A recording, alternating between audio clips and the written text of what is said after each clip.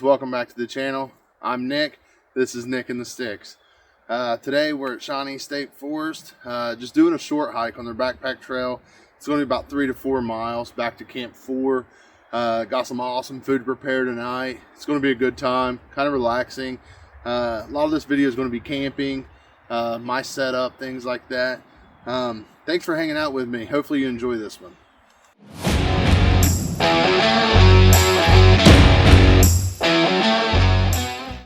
We're only about probably half mile into this thing.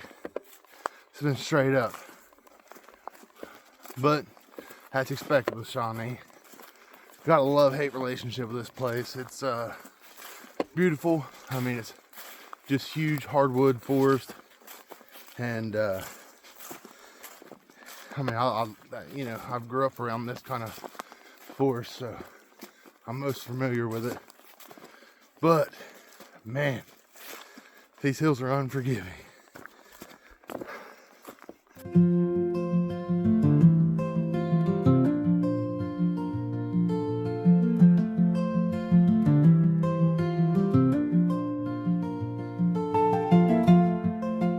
All right, I'm about a mile in now, and the sun's really starting to come out, and I don't know, there's just something magical about the sun coming through the trees and just the beauty of it all.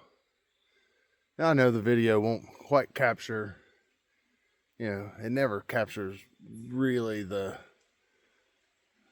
beauty of it all, but I'll show you guys anyway.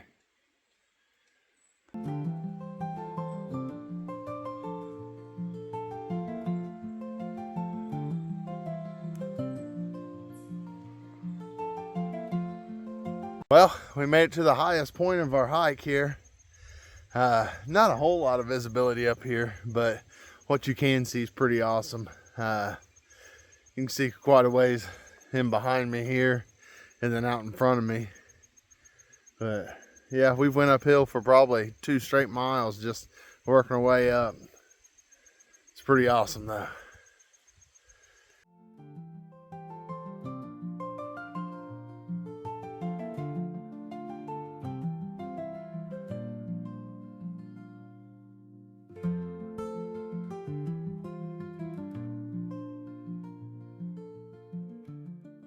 We've made it to campsite 4. Haven't really picked out our spot or anything yet. It looks awesome down here. This campsite's tucked right between 2 huge hills. We spent about the first 2.5 miles of this hike going up, just working our way up till we hit that top point there, and then last half mile we just went straight down. So doing an out and back hike. So first thing in the morning I've got a climb to do, so that's going to be fun. So let's get in here and pick out a campsite.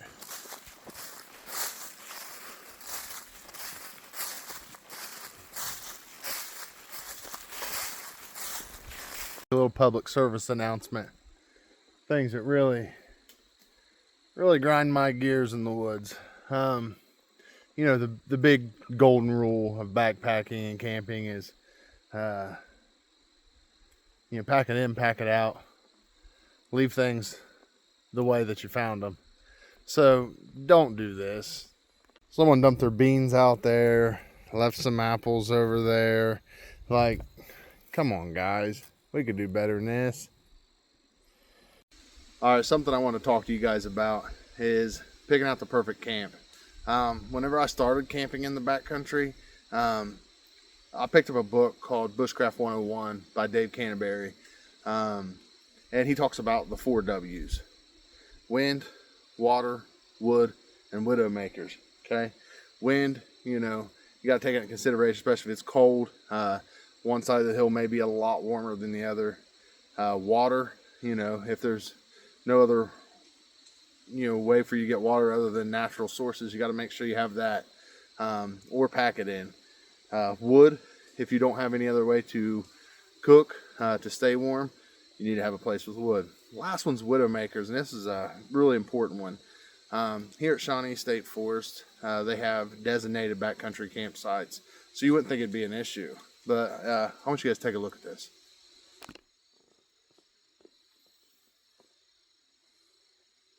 You can see that tree's dead. Very important. You know, it's one of those things, if you do camp next to, you're gambling. Chances of it hitting you, not a whole lot, but there is a chance. So it's better to be safe than sorry.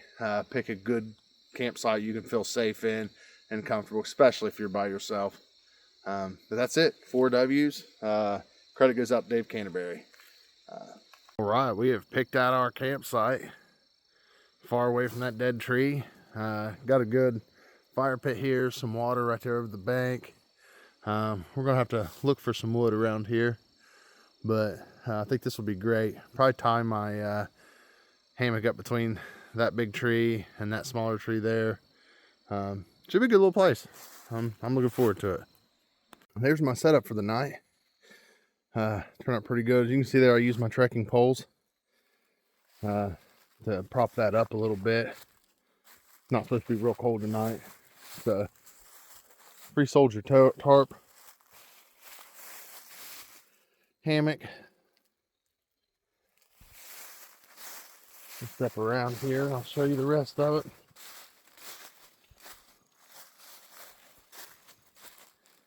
This side I made a little bit more closed. Wind's coming in from that way, just a little breeze, nothing to worry about. But yeah, that's home for the night.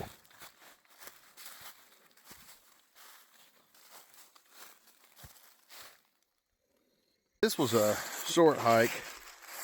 I want to do something kind of cool for dinner. And what I'm going to do is I'm going to build a Backwoods Rotisserie and throw a pork loin on it. It's going to be pretty cool, I think. We're going to slow cook a pork loin. Got some potatoes and stuff to cook with it. It's going to be pretty awesome, I think. But first things first, I got to get some firewood. And where these are designated campsites, not a whole lot of firewood just laying around. So I'm going to have to hike around, find some firewood. I want hardwoods, oaks and hickories and things like that to burn a little hotter. We're going to cook it over coals, not necessarily a fire. You can do it over a fire, just a small one, but I'd rather have just hot coals under it. So yeah, that's what we're going to do now. Get us a big pile, process some firewood, and tonight we should have a pretty cool dinner to eat. So, all right, better get to work. All right, something I want to show you guys. I'm splitting a lot of this wood because the outside's wet, the inside's dry. It's going to burn and catch a lot easier. I'll show you how we do that in the backcountry with just the knife, because I don't like carrying an axe or anything. It's just too heavy. So you get the piece of wood you want to split, and you can do it a lot bigger than this too. But your knife there, get you a baton, just a piece of wood you can hit with.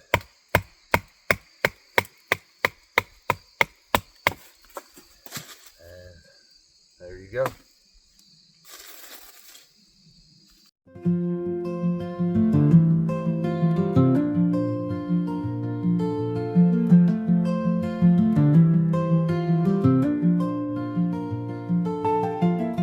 There's our rotisserie. I took some green wood, found a tree that had fallen, still had leaves on it and stuff, checked it, wood's still very wet. Made some spikes, split it, and made my stick across that will stick through the pork. Fire will be right there.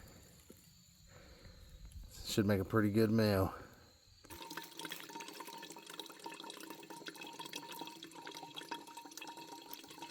All right, just got our fire started. We're gonna let it burn for a while, get some real hot coals. We'll scoot them underneath of our rotisserie, and then we will start cooking. So, move the fire over a little bit and built that little rock heat shield. I think it's really gonna help, concentrate some of that heat on the meat once I get it hung on there. Just waiting on this fire to cook down and get some real hot coals down there, and we'll be ready to start cooking.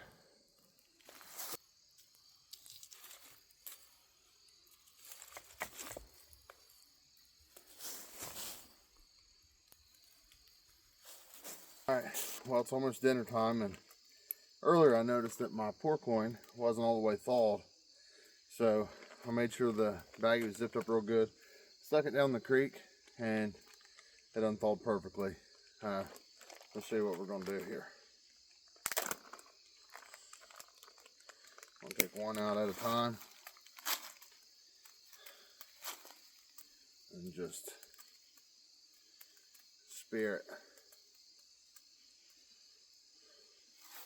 I am going to start it with the fire flamed up a little bit because I want to char the outside, and then kind of slower cook for the inside.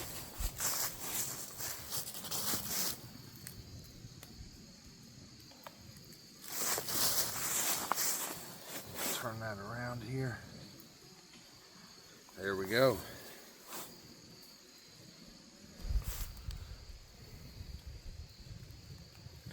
Alright, something I want to show you.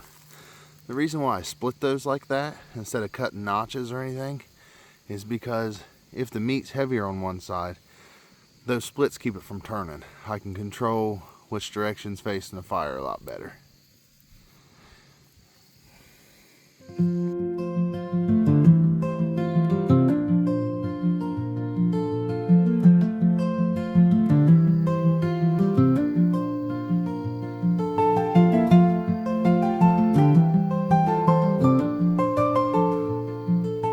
And I went looking around, found the perfect plate. I washed it off, stuck it over the fire for a second, and it's gonna work real good.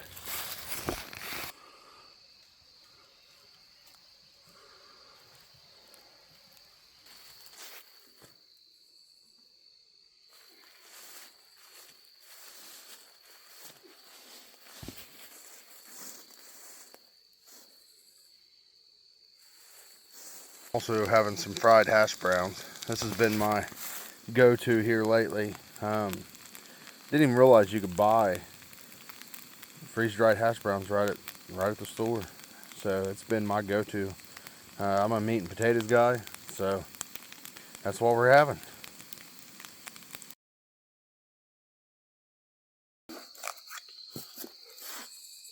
Now this is a meal. I like doing this on these shorter hikes, man. That just nothing beats having real good food out here. You know what I mean?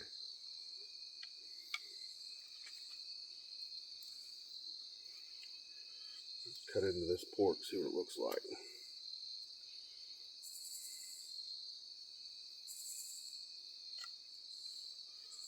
Bounce my plate on my leg.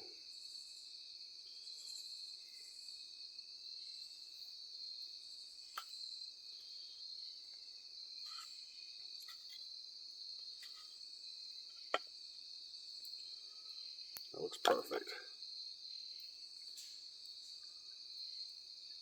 Let's try it.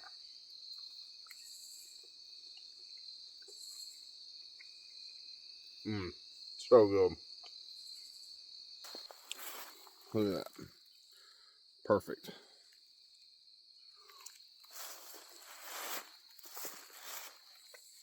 Get it right on a stick. I couldn't eat it all. I tried, but couldn't do it. Note to self, bring a little less pork next time if it's just going to be me. I had a little bit left. I actually took it back, that holler there, I don't know, 100 yards or so, and buried it. Trying to keep the critters from coming to camp tonight. So, but man, I'm stuffed. That was good.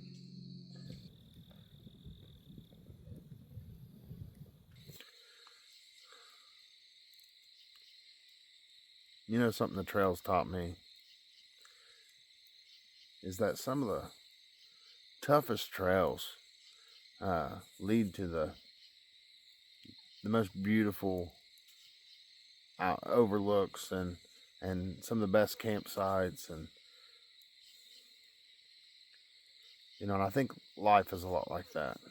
You know, a lot of times in life we choose the easy path. That's the natural thing to do. We choose a route that we know we can accomplish, we can do, and we wake up day after day in the same place. But just like this trail, and a lot of the trails that I've hiked,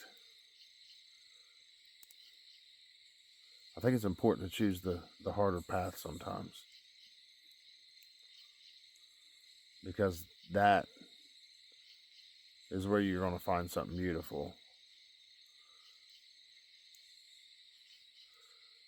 You know, you choose the hard paths in life, and one day you're going to wake up to a life that you're proud of. That, you know, a lot of other people wasn't able to accomplish because they kept choosing the easy routes. So, in my life and out here on the trail, I'm going to continue challenging myself, pushing myself. And I'm challenging you to do that also. Do something hard. It doesn't have to be hiking. Find something hard, something that someone said you couldn't do, and go out and do it anyway. Well, it's about time for me to go to bed, I think. I will see you guys in the morning.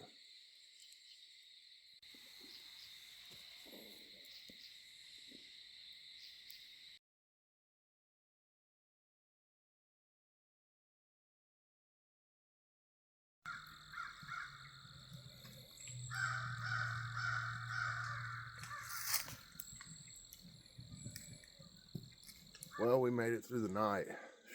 It was kind of a rough one. Didn't sleep real good.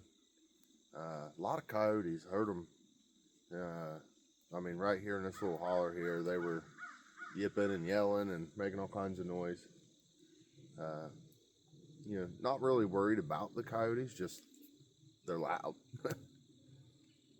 So we did get a little bit of sleep. Barry made me some breakfast, having my coffee now. Then we're gonna start packing up and heading out.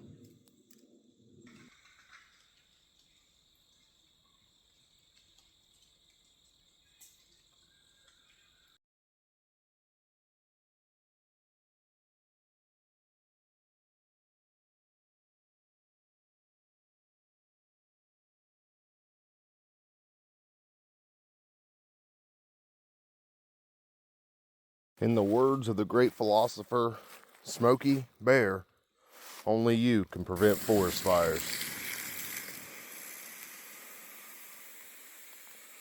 We are back out on trail. Got to climb this big hill. It's gonna suck, but about a half a mile, 3/4 of a mile going straight uphill, and then the rest of it should be coasting downhill the rest of the way. So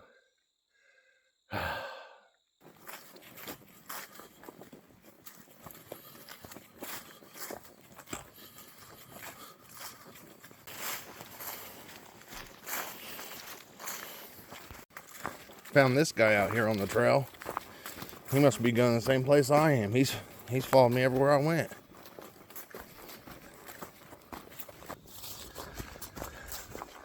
I just want to thank you guys for watching my videos.